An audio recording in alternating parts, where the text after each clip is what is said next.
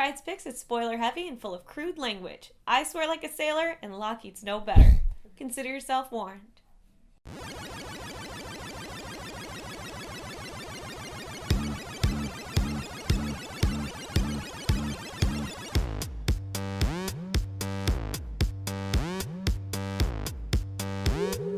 Hey everyone, it's August 7th, and I'm here with this week's Pryde's Picks.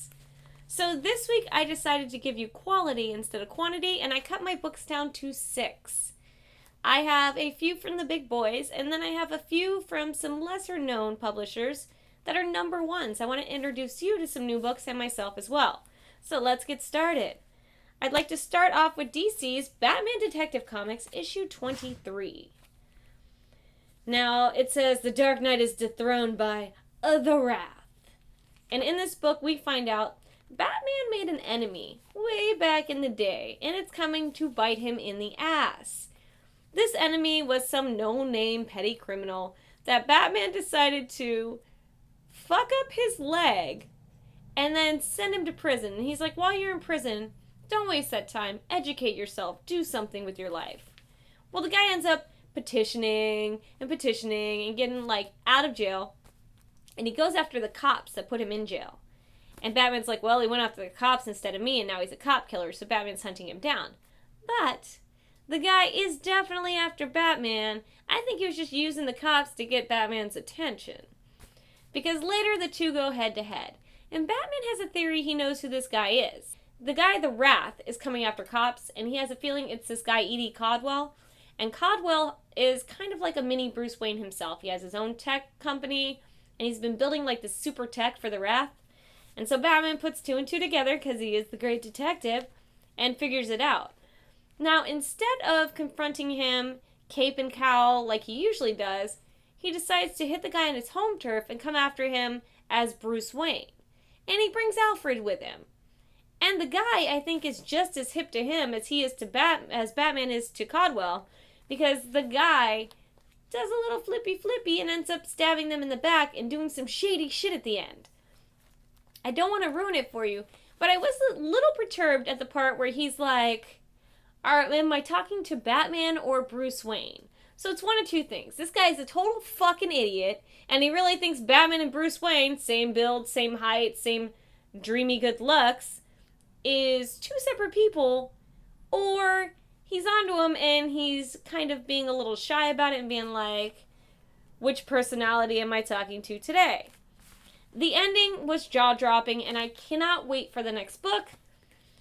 And Batman was pretty smart in this, but I think he's getting out-duped at his own games. So pick up Detective Comics issue 23. It was really good.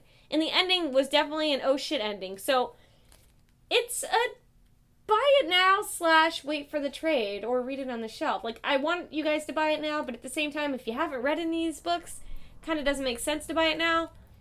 But I really liked it, and the ending was totally worth it for me. So DC, you're making up for last week when it comes to Batman.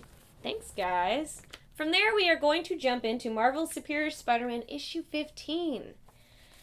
Now, Spidey, Doc Ock, has been... he took out the Kingpin, as we all know. Hobgoblin is scrambling because Spidey's on his ass. And, shit's in chaos right now. And there's this one guy that pops up. His name is Phil Urich, or Urich? I'm not quite sure. So Phil had a run-in with Batman back in the days of Spider Island, and basically he got on everybody's shit list back then. So he has been holed up in the Tinkerer's basement working on stuff. And when the Hobgoblin comes in and is like, oh man, I need your help, he's like, perfect. I can sit there and sabotage Hobgoblin and come after Spider-Man in the process. This is awesome. So he comes out of hiding, and it was a dumb-ass move, because Doc Ock Spidey, I have a little more respect for him, because he pulls the ballsiest fucking move you've ever seen, and the moment at the end is priceless. I've never seen something quite like this when books I've read. I'm sure they've done it before, but it was just such a public, oh shit, fucking fuck moment that I really enjoyed the ending.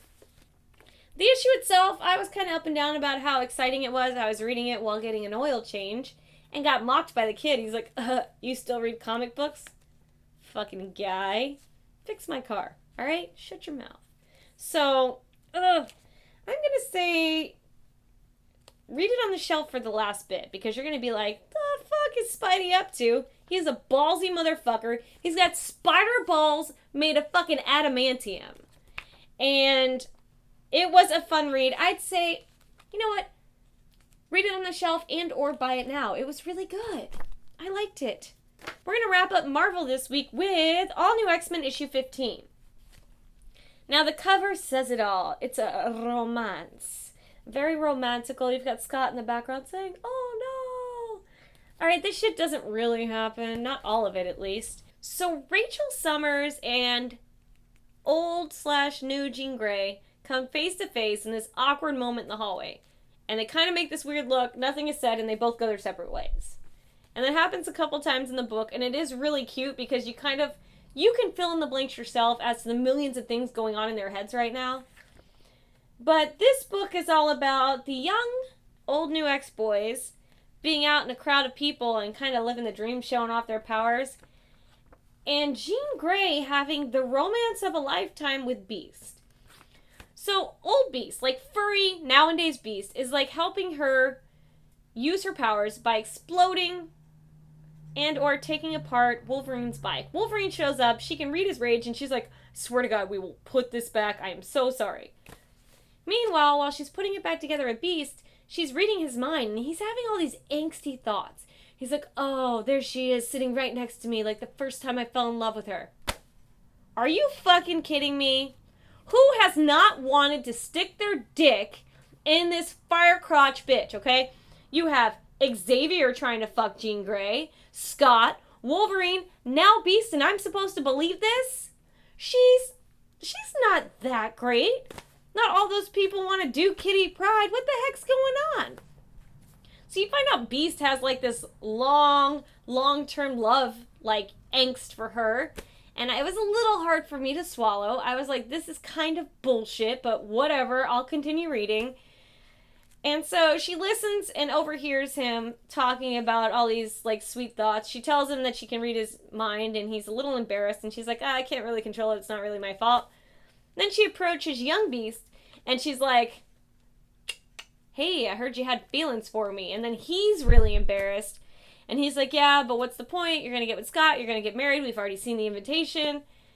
And then she's like, I don't love him. Here's the thing. You know she loves Scott Summers. But she sees Scott in the future and she's like, oh shit. We date. We get married. I die. He goes batshit crazy and kills Xavier. So I think she's trying to do her best butterfly effect to stop this by doing the opposite of what real young Jean Grey did.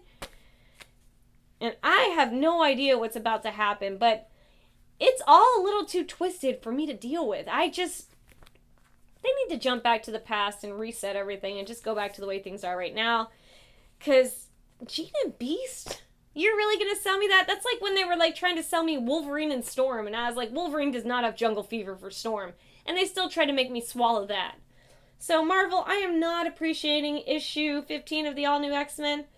Read it on the shelf if you want some trashy romance novel. Fucking buy something good. I can't believe that many guys want to stick it to Jean Grey. And all of you that want to stick it to Jean Grey can leave your little comments in the little bit below. And I'll turn around and tell you how wrong she is. Because literally, the Phoenix, it's really a fire crotch.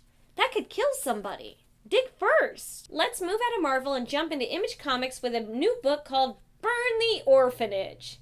The title got me from the start. I was like, this is great.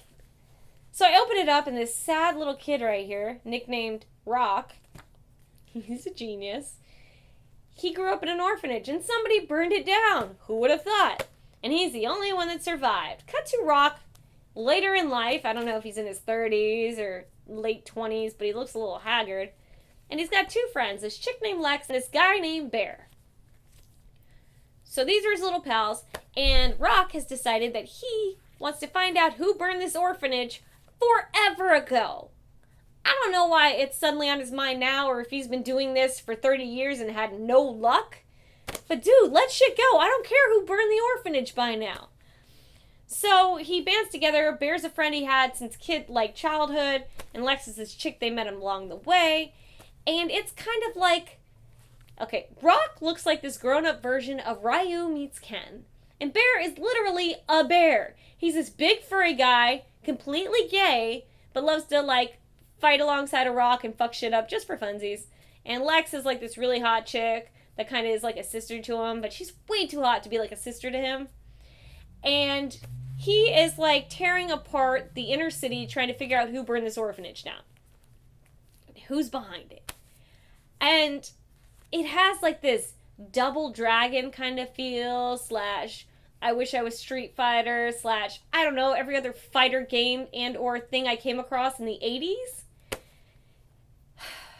Apparently the guys that put it together wanted something kind of hip, fashionable, something to do with music, something to do with art. I really couldn't get behind it. But, I mean, if you are into stuff where this guy scissor kicks a motherfucker's head off, this book might be for you.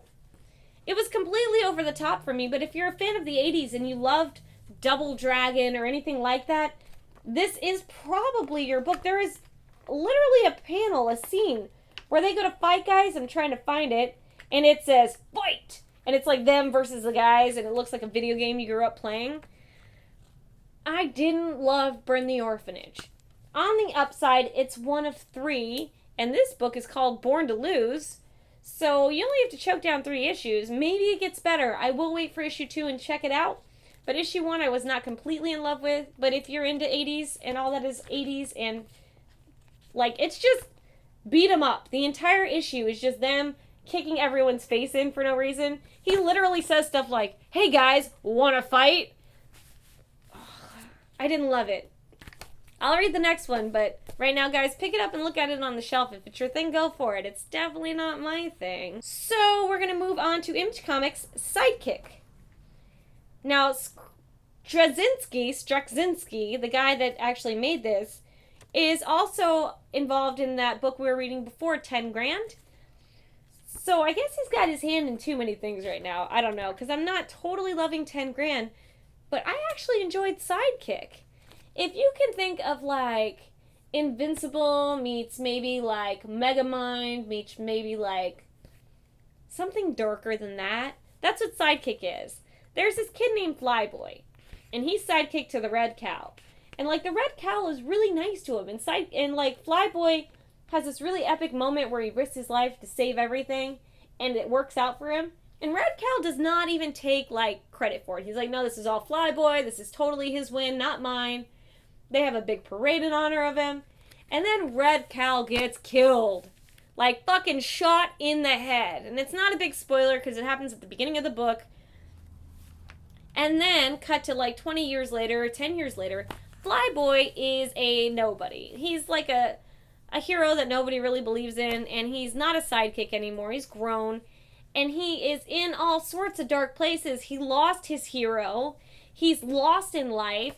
He rolls up on a prostitute, and he's like, hey, you're in violation of loitering and this, that, and the other solicitation. And she's like, can we just get this over with? And blows him behind a dumpster. And the whole time he looks like he wants to cry. He is so embarrassed to be there.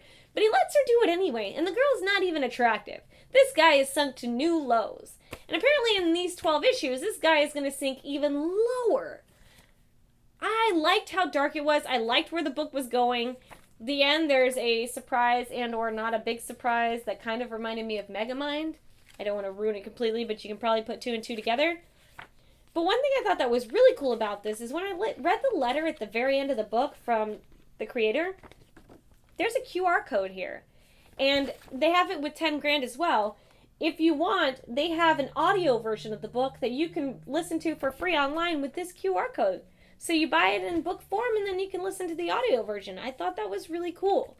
I am digging Sidekick, and I say buy it now because it's twisted as hell and it sounds like it's going to get worse, and I like that. And I like seeing that the guy that created this doesn't like sidekicks at all. He thinks they're a cheesy way to rope in young viewers, and he addresses this point multiple times in the book, and he will do it throughout the entire series. I am a fan. Straczynski. I like your stuff, dude. Keep it up. Sidekick, issue 1. Pick it up. We are going to wrap up this week with a book from Vertigo called Trillium. Now, I read this book and I read this side of it. There's a guy upside down and then there's a girl right side up. I read this side first. I got halfway through the book and it goes upside down because there's 2 stories. There are 2 different stories as to what's going on in this book. I read the story of the soldier first. And it's this guy that goes back to like this Aztec temple to find like this old temple that's supposed to be like impossible to find. And him and his buddies are on this expedition. They're going to find it. And then shit hits the fan. The natives show up and fucking kill everybody. And this guy's running for his life. And he comes face to face with this space girl. And you're like, the fuck? Then you flip the book over and it's the story of the space girl. And she is in the future, obviously, or from some super high-tech race, but she says they're humans, so it's got to be future humanity. And she is looking for something called Trillium.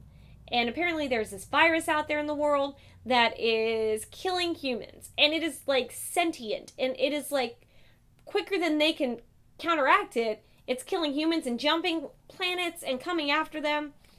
And so Trillium is what can stop it possibly, and it's in this flower of this, like, temple.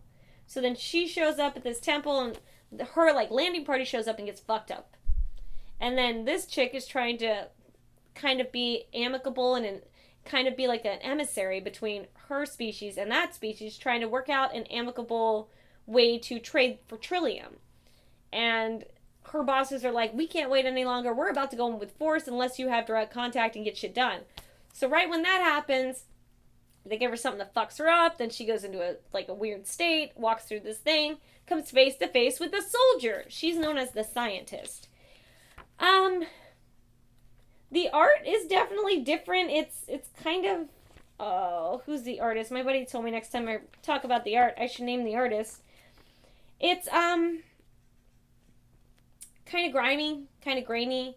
But the story itself, I like that they had the dual stories going on at the same time. I don't know how long they could keep it up and it not be kitschy and keep it interesting. But for a start, it is a really good way to take 2 separate worlds and let you know that they're completely separate and then bring them together right at the end. Because they both have opposite mirror scenes of that one scene as their last panel. And I kind of enjoyed that. I would definitely read the next issue of this book because I want to know what's going on. And, I don't know. I kind of like Trillium by Jeff Lemire. So if y'all want something different and something kind of kitschy, and it could end up being total trash in the next issue, but I like the first one, pick up Trillium by Vertigo. That's it for this week. I did a lot with some new guys and a little bit with the big names that y'all are used to. But I would like to take a moment to shout out to the people that make it all possible for me. Tate's Comics of Lauderhill, Florida. Tate's Comics allows me to read their books, and they show such support in my Just a Couple of Cheese podcast I do with a couple other guys. Nathan's Camera, Comic Book Alex, Nakia. And if you are anywhere near South Florida on August 16th, and you are a single nerd or geek, I have the event for you. There is a singles mingle, geeks only, in Lauderhill, Florida, on August 16th from 7:30 to 9:30. There's going to be all sorts of free food and pairings and all sorts of grouping, and it should be, if nothing else, a good time. I'll be there with the G's. We'll be doing a podcast live and helping the singles interact and mingle. And I want to see y'all there. Even if you're in Central Florida, come down for the evening and check it out. And that's it for everything. Go to tatescomics.com to find out more information, or the link below. I will go directly to the event. And good night, everybody. Mwah.